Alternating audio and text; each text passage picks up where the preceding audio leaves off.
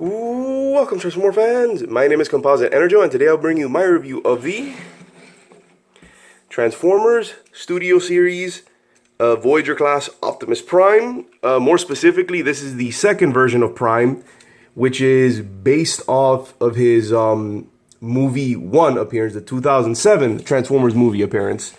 And here he is in his iconic truck mode, which is based off of the Peterbilt 379 semi-truck. And I'm not gonna lie, it's okay. I mean, it gets the job done. Like, you can tell what it is. It's Optimus Prime's truck mode. And it has its nice detailings and whatnot. It also rolls rather well. However, one thing that really irks me is these gaps here. I feel that there should have been like a panel or something to cover this, because this looks really, really bad in my opinion. And also the smokestacks are way too short, like to the point where it's noticeable. And I only bring it up because I feel that past Optimus Primes have done the truck mode a lot better. And this one is only okay. And I'm also including, whoop, my bad. Sorry, Prime. And, as you can tell, this is removable. Well, I might as well mention it since it happened. Yeah, this right here, this isn't like a part of the trailer hitch or anything. This is his weapon. This is his ion cannon from the first movie, I believe, which is nicely detailed, and even has a little bit of a paint application there that makes it look like it's been fired. And this isn't really the proper place to put it, but that's where I like to put it because it can kind of blend in with the rest of this. Because the official way of storing this in vehicle mode is just plugging it there. And not that there's anything wrong with it being there, but it just, I feel that it blends better. It blends in better like this. It kind of looks like a trailer, like a component of the trailer hitch. And it feels like it was designed to be placed there because it just sits there and it's like almost meant to be there. So this could be an alternative way of storage. And I'm just going to put the ion blaster to the side. But one more thing about it, I feel this is a lot smaller than it should be. Because I'm pretty sure this was much bigger in the movie. But, yeah, so I'm putting it off to the side. And to the truck mode. So, yeah, I feel that past figures, including the, well, I'll get into that later. I'll just say that past figures, I feel, have done the truck mode better than this one. And that this one is just okay. So, now on to transformation. They already mentioned it does roll well. So, where to start here? I think you just crack this open. So you get that open. And then you, I believe, pull this down. And then you break. Not break, but you know what I mean. And then I think you pull this out. And his transformation is pretty involved. You fold that out. And then you separate this. And you open this. I think you open this and you have to like splay it out for like the sake of maneuvering. And then I might as well just get the legs open. So then you just separate the legs. Then fold this. Well, not fold, but more of rotate, then fold down, fold up the foot, rotate, fold up the foot, then fold, then you pull this, come on, fold that out, fold up, and then for here, you sort of fold it like so, and leave it like that. Pretty sure that's how it is. Yeah, it is. Like that, and then you just angle it like this. So now that you have it like this, here's a part of, here's where it gets kind of annoying, in which you have to sort of like do some very specific maneuvers. What is this? You're supposed to lift this up for clearance. Oh, for even more clearance, you can just there we go, lift up this entire piece. Then you have to start maneuvering these windshield bits.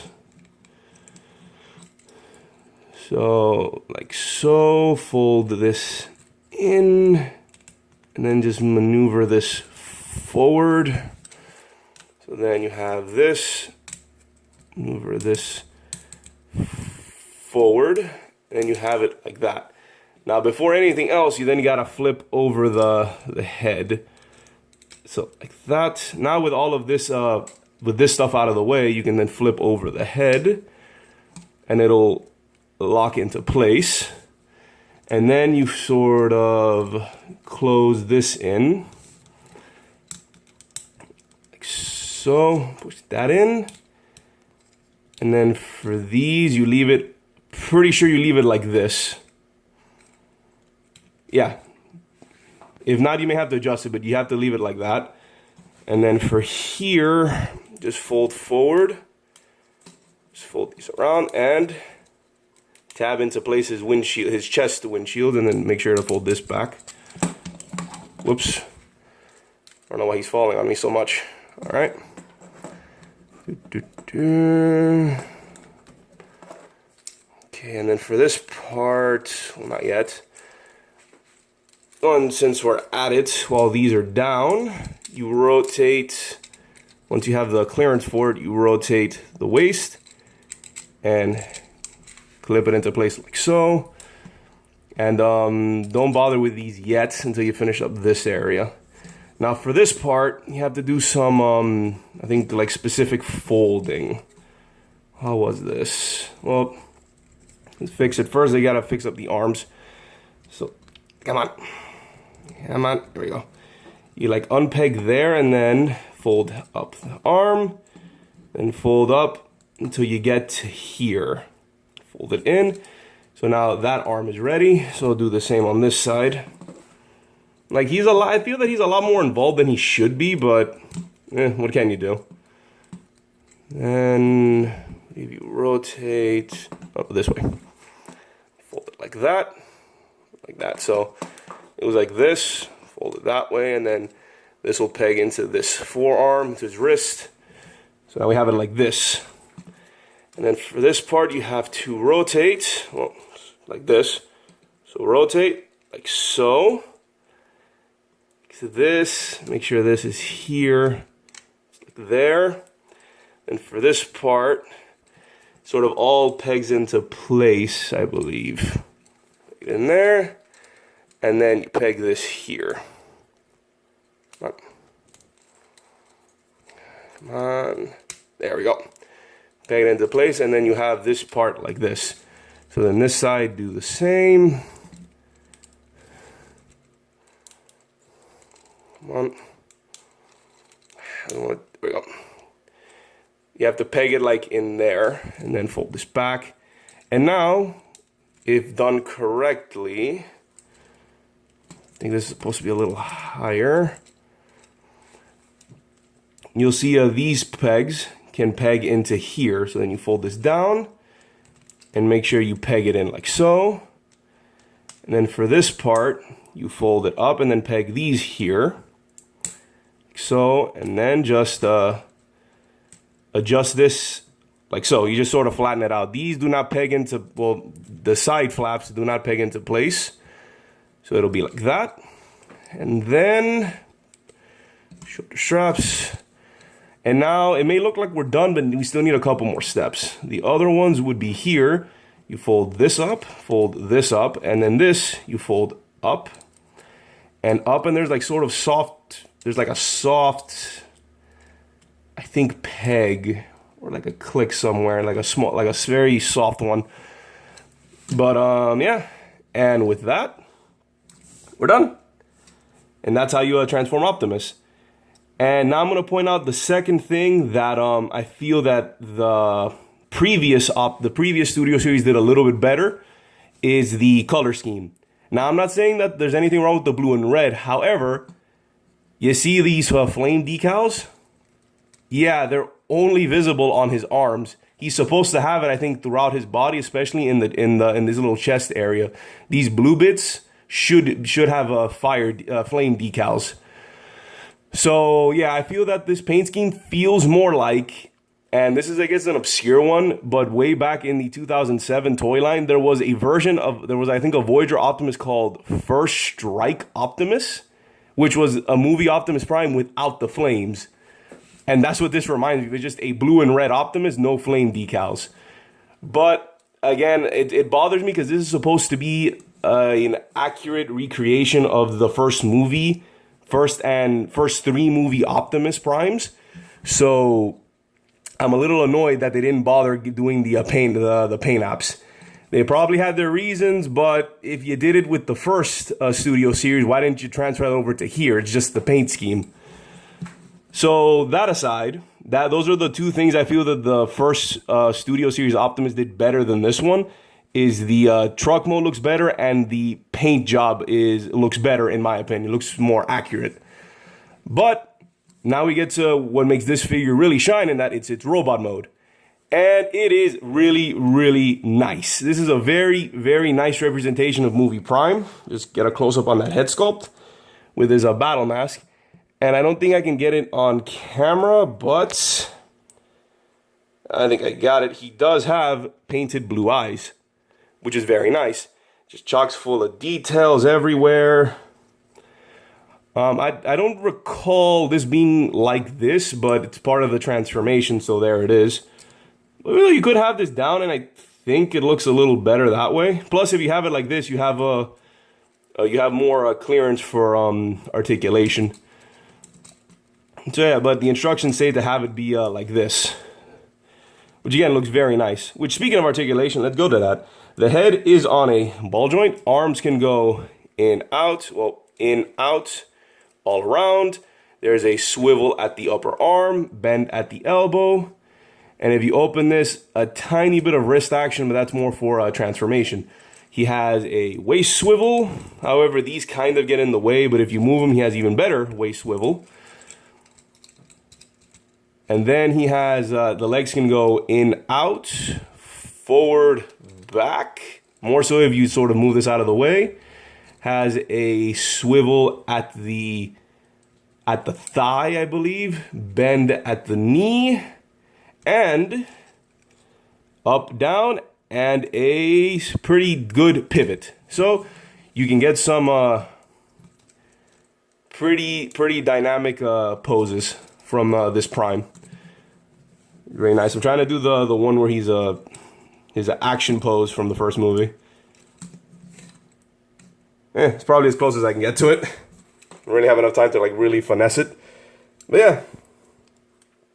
So it's a very, very nice Prime, and I'm really glad that they re-released one with better proportions. Because that was my biggest gripe with that first studio series, is that the proportions were really weird. Like, that first one had like a massive chest, and it just looked so out of place. Since Optimus is big, but he's not really like bulky per se. He's just like tall. He's big and tall, not really bulky. Oh, plus these things can also move. Oh, and just we bring in the accessory. Here's his ion cannon, which you can just plug in any arm. Like so, and he wields it. And I believe he only used, in the first movie, he only used it once against his fight with Megatron. I think. Like, I don't believe he used it in any other encounter. Oh, I guess one other thing that I do like on that first studio series is the accessories. The ion cannon is cool. I would have preferred if they just transferred over the swords. But from what I've read, those swords are compatible with this Prime. So that's neat. If you happen to have those swords, you can just give it to this Prime to sort of solve that problem. And for storage, you can actually plug it in, believe. Yeah, like that. You can just plug it on his back or in the same areas as his vehicle mode. Or can you plug it in on the side? Nope, I can't see another spot for this. So yeah, I'm just gonna have him hold it.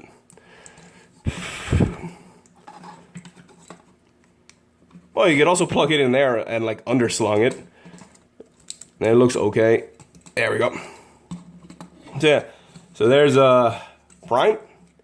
And now let's do some size comparisons. And boy, do I have size comparisons today. First, let's get the classic ones going. We got Ratchet and his quarter. And the his little partner in crime, well, newly appointed partner in crime, Legion Cliff Jumper. There you go. Next up, this is sort of a continuation of my last video on Dark of the Moon Megatron. And I'm bringing him out because I sort of mentioned in that video that this Megatron does one thing better than the Studio Series Leader class Dark of the Moon Megatron, and that's in terms of scale. And as you can see, he scales very, very nicely with the Studio Series Optimus. Which, if you ended up getting the leader class of this character, he would just tower over him, which would look very, very wonky. So yeah.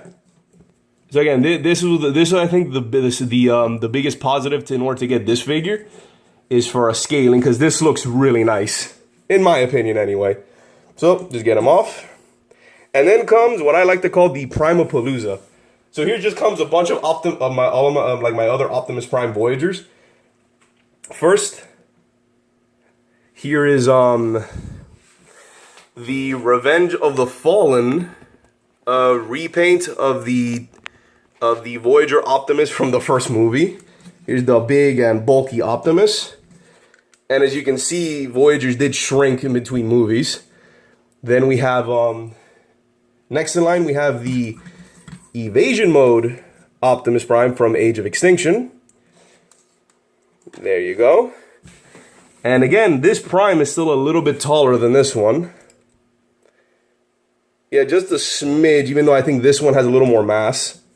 And then to finish it off, we have the new version of Prime. And here we have the Age of Extinction. Well, not the Age of Extinction, this is the Last Night Voyager Optimus. And it's sort of the night version of Optimus Prime.